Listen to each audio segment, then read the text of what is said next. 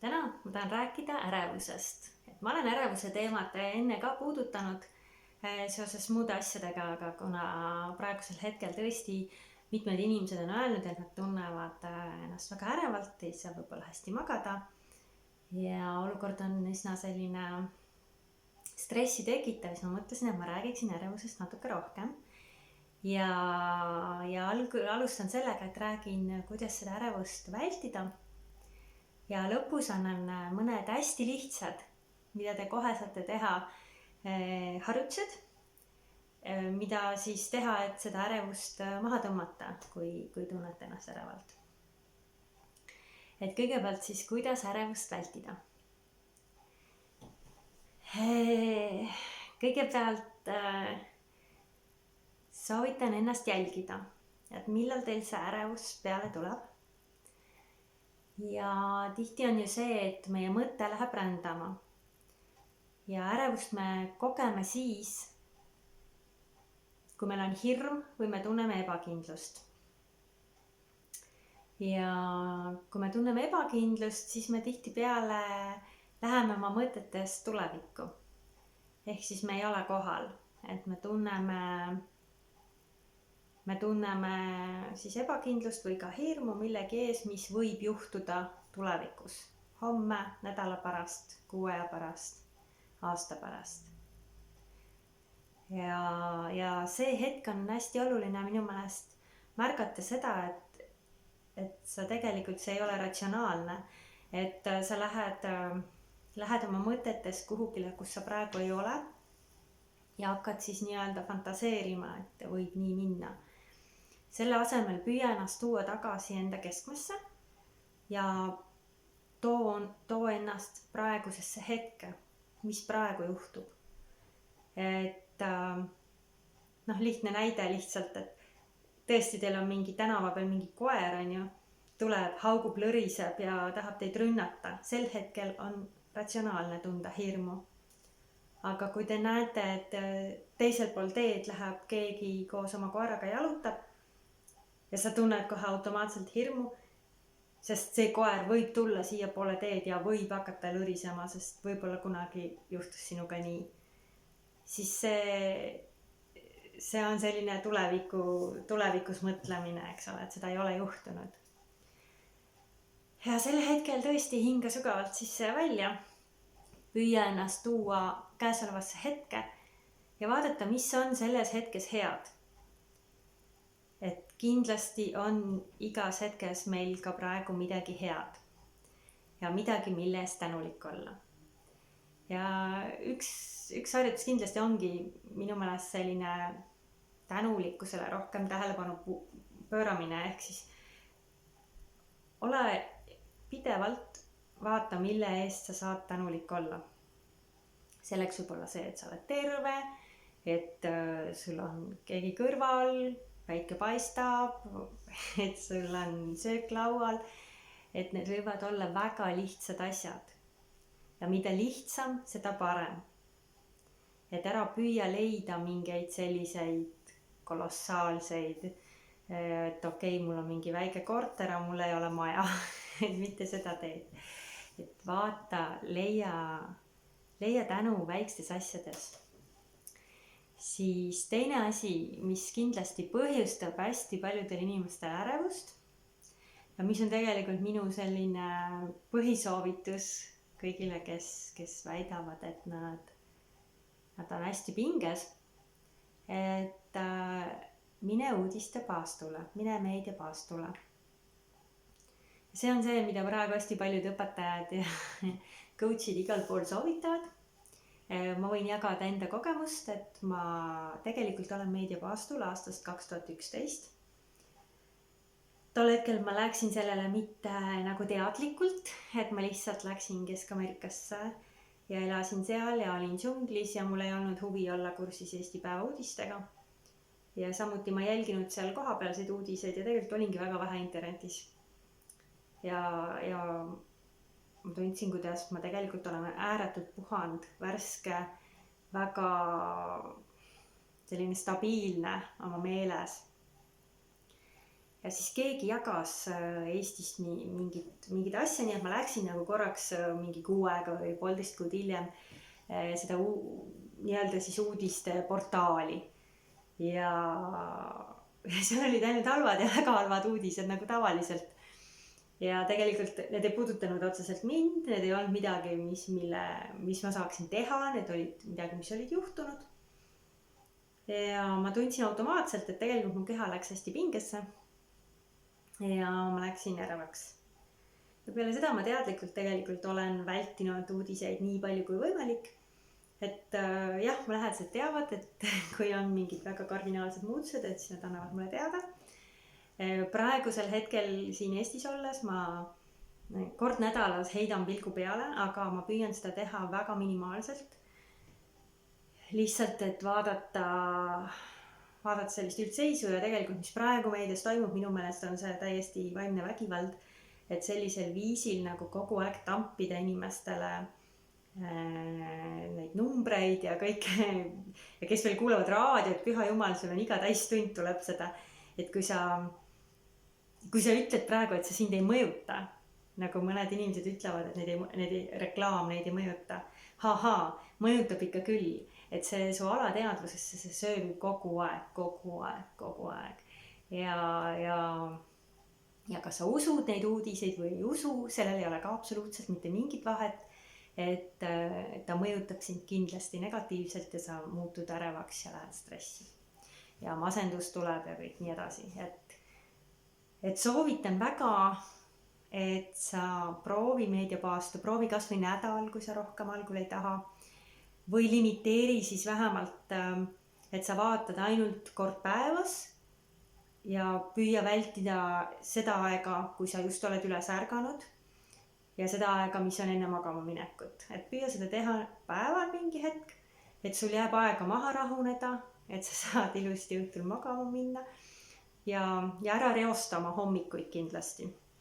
Et mina näiteks, mul on telefon välja lülitatud esimesed paar tundi peale ärkamist, kui ma teen omi asju, oma praktikat, oma meditatsiooni, söön rahulikult ja alles siis ma lülitan telefoni sisse. Et isegi siis kõik igasugused meilid ja muidu sõnumid, et need ei tuleks kohe niimoodi peale, et sul on aega iseendale. Siis mis veel? Ärevuse vastu aitab väga hästi intiimsus ja lähedus. Jällegi, kuigi seda praegu väga ei propageerita, et need inimesed, kes elavad koos, nendel on see lähedus olemas ja võib-olla nende jaoks pigem hetkel on vaja privaatsust, siis need inimesed, kes on üksi, püüdke leida kindlasti, et te kohtute inimestega vähemalt korra nädalas, et te saaksite kallistada ja et te saaksite rääkida ja kui see tõesti füüsiliselt ei ole võimalik, siis vähemalt helistada ja rääkida juttu. Et see on hästi oluline. Ja siis kindlasti naerda, et naer on terviseks, naer lõõgastab, naer lõdvestab. Ja kui teil muidu nalja väga ei tule või naeru ei tule, siis vaata kas või, nüüd ma kutsun jälle uuesti üles, tule internetti. Aga tõesti, selle asemel, et vaadata mingeid uudiseid, mis sind masendusse viivad, vaata siis kas või mingeid kassi-koera videosid, mis ajavad sind naerma. Et jälgi on olemas ju sellised vibratsiooni tõstmise leheküljed lausa näiteks Facebookis, kus jagataksegi selliseid väikseid naljakaid videosid, vaatad neist paar tükki ära, saad naeru näole ja juba ongi parema päeva algus. Mis veel? Mine loodusesse, eks liiguta ennast füüsiliselt, liigu ja looduses ära pane pähe kõrvaklapped, kuulata mingeid podcaste, videosid, muusikat. Mine loodusesse, kuula linnulaulu, kuula loodushääli, kuula tuule puhumist, kuula oma mõtteid. Sest vaikus on ka hästi oluline, et kui me ei ole harjunud olema vaikuses, siis võib-olla olete kuulnud, mõned inimesed ütlevad, vaikus ajab neid hulluks. Vaikus on olemine iseendaga ja kui olemine iseendaga ajab hulluks, siis tuleks seda kindlasti teha ja vaadata sinna sisse, miks ta sind hulluks ajab. ehk siis, kui vaikus on sinu jaoks, mida sa alati püüad müraga summutada, siis kutsun sind coaching usse ja vaatame, milles asi on. Et tegelikult vaikus on väga hea asi ja alles täielikus vaikuses saavad meil hakata ideed voolama. Me muutume loominguliseks, me saame kontakti iseendaga, et kui meil on pidev mürafoon, siis ei ole võimalik iseennast kuulata. Vot. Ja no see on jälle praegu, eks looduses käimisele lisaks ma tahan öelda, hetkel küll on märts, on natukene külm, aga varsti läheb soojemaks ja siis ma kutsun sind kindlasti üles, et käi paljajalu. Et käi muru peal, liiva peal, paljajalu ja just kui sa oled vaikuses, et püüa ühendust saada selle maa energiaga. Selline paljajalu käimine väga kasulik, aitab sul maandada ennast ja ka tulla tagasi siis oma sellisesse heasse vibratsiooni. Siis veel paar asja. Üks on filmide vaatamine. Nüüd sa ütled, et teatrisse ei saa, kontserdile ka ei saa, täielik jama. Nüüd Andra ütleb, et ära vaata filme ka. Ei ütle. Võid vaadata. Aga kui sa oled selline sarivaataja, see tähendab, et sa iga päev tõesti tarbid, näiteks sul on Netflix, sa iga päev vaatad 1-2 filmi ära, siis jällegi kutsun üles vaatama esiteks, et milliseid filme sa vaatad. Et meie aju ei saa aru, kas on siis tegelik, on see reaalsus või on see pilt või film. Et reageerib samamoodi. Ehk siis, kui me vaatame kogu aeg vägivaldseid filme, siis me läheme pidevalt sinna võitluse ja põgenemise tundesse. Ehk siis me oleme ärevad, me oleme stressis, meie keha on pinges. Ja selle asemel selekteeri, vaata selliseid filme, mis võib-olla harivad kuidagi sind teistmoodi. Või püüa vähemalt siis vähendada seda filmide kogemust ja et sa ei vaata kohe enne magamaminekuid selliseid asju. Ja muusika samamoodi. Et muidu ju öeldakse, et kuule muusikat, et muusika rahustab. Jah, tõesti, kui sa kuuled rahustavat muusikat. Aga kui sulle meeldib, et kui ütleme nii, et kui sulle meeldib hard rock või selline väga selline muusika, siis kindlasti sind ei rahusta ja ei tõsta sind kuhugile kõrgemasse vibratsiooni. Et muusika puhul, nii nagu filmidegi puhul, soovitan väga vaadata seda kvaliteeti. Et tegelikult klassikaline muusika on see, mis sind tõstab. Mantrad on see, mis sind tõstab. Loodushääled on see, mis sind tõstab. Aga selline väga selline tavapärane popmuusika võib-olla, mis raadiost tuleb. Et see sind tegelikult kuskile helgema ja kõrgema vibratsiooni poole ei tõmba.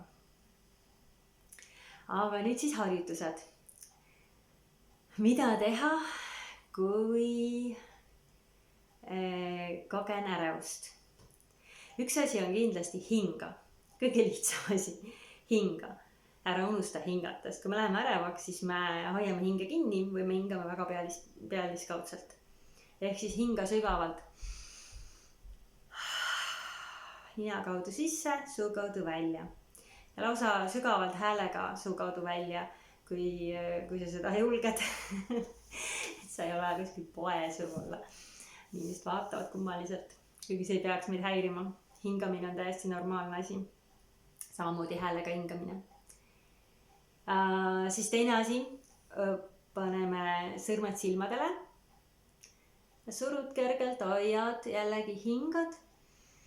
Nina kaudu sisse, suu kaudu välja. Ja teed niimoodi 3 hingamist.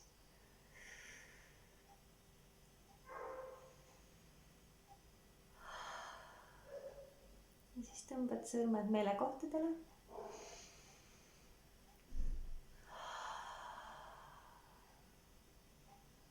Lased ledaks. Siis on selline asi nagu kallistus. kui sul on kedagi kallistada, kallistamine on väga hea, kallista mitu korda päevas. Kui sa oled üksi, siis kallista iseennast, selline iseenda kallistus on väga-väga hea. Ehk siis sa paned ühe käe ühele poole ümber, teisele poole ja kallistad. Jällegi kõigutab natuke, see on hästi-hästi selline mõnus laoturvatunnet. Samamoodi enda siit käte silitamine, õlgade juurest õlad lähevad tihti pingesse, lõdvestad oma õlgu ja silitad. Ja kui õlad lähevad tihti pingesse, siis võid ka õlgu niimoodi lihtsalt alla venitada. Ja iga kord hingad samal ajal.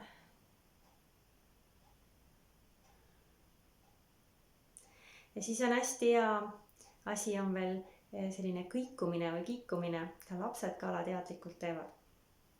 See on nii, et kui te seisate, siis sa lihtsalt tunned, et tahad kiikuda niimoodi. Ühelt jalalt teisele läheb raskus, siis lihtsalt kiigu. Võib-olla teevad su puusad veel kergelt 8. Ka väga hea. Ja siis enne magamaminekut on hästi hea lõdvestav asi, et sa oled selili voodis ja paned käed kuklu taha, sõrmusõjangusse kergelt ja vaatad otse üles nii-öelda oma silmadega, oma näoga ja siis pöörad silmamunad, mitte pead, vaid ainult silmamunad ühele poole, kõigepealt paremale. Ja hoiad neid seal paremal, vaatad kaugele paremale. Kuni tuleb haigutus. Või mõnikord mõnel tuleb luksatus või selline kerge värin. Siis tood silmad tagasi keskele ja siis pöörad, vaatad vasakule kaugele. Nüüd tuleb haigutus, hästi ruttu vabast. Ja see tõesti lõdvestab väga hästi ja seejärel juba tuleb uni paremini. Et soovin teile siis mõnusat ja rahulikku olemist, vähem ärevust. Teege kindlasti harjutusi ja andke teada, kuidas läheb.